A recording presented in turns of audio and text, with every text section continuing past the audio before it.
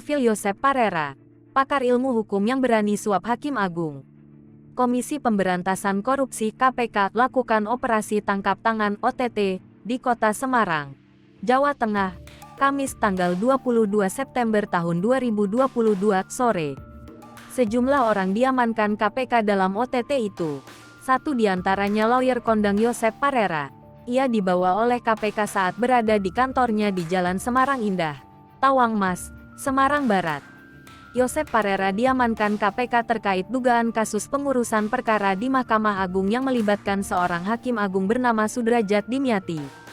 Sosok Josep Parera, dikutip tribunnews.com dari situs josepparera.id, Jumat tanggal 23 September tahun 2022, disebutkan Josep adalah pendiri kantor hukum Josep Parera di Semarang. Dia mengaku telah menekuni profesi advokat pengacara sejak tahun 2000. Selain menekuni profesi advokat, Josep berkecimpung di dunia akademisi sebagai seorang dosen hukum bisnis di STIE Widya Manggala Semarang. Juga menjadi host acara klinik hukum yang ditayangkan di Semarang TV dan menjadi narasumber di Radio El Sinta serta sering menjadi pembicara dalam berbagai seminar di bidang hukum. Dia mengaku aktif di beberapa kegiatan sosial dan kemanusiaan karena sebagai pendiri Lembaga Penyuluhan dan Pembelaan Hukum LPPH, DPC Peradi Semarang, pendiri Rumah Pancasila dan Klinik Hukum. Adapun Josep mengaku spesialis perkara pidana, perkara perdata, dan konsultasi hukum. Pendidikan, S.H. Universitas Katolik Sugija Pranata Semarang, M.H. Universitas tanggal 17 Agustus tahun 1945 Semarang. Dokter, Universitas tanggal 17 Agustus tahun 1945 Semarang.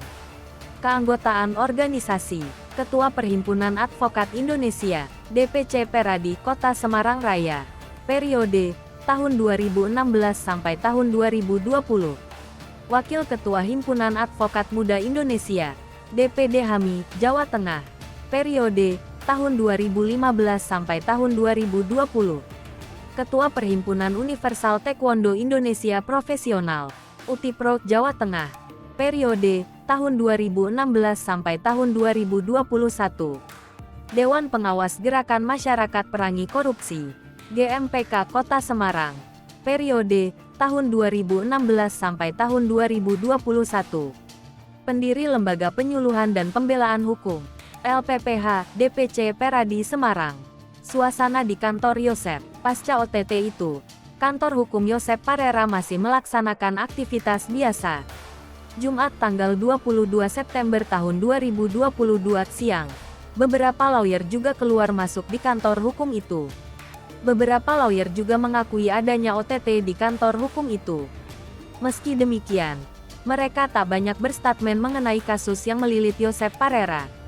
Ia berujar, Josep Parera ada di kantor saat OTT dilakukan namun ia tidak berada di kantor hukum tersebut. Menyoal pengakuan dan pernyataan Josep Parera di KPK mengenai buruknya sistem negara juga ditanggapi Lutfiansyah.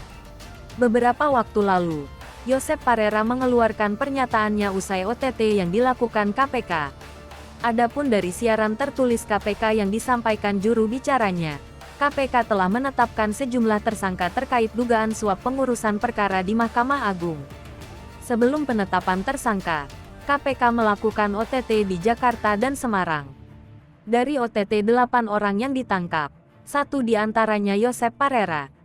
KPK juga mengamankan uang tunai senilai 205.000 dolar Singapura dan 50 juta rupiah.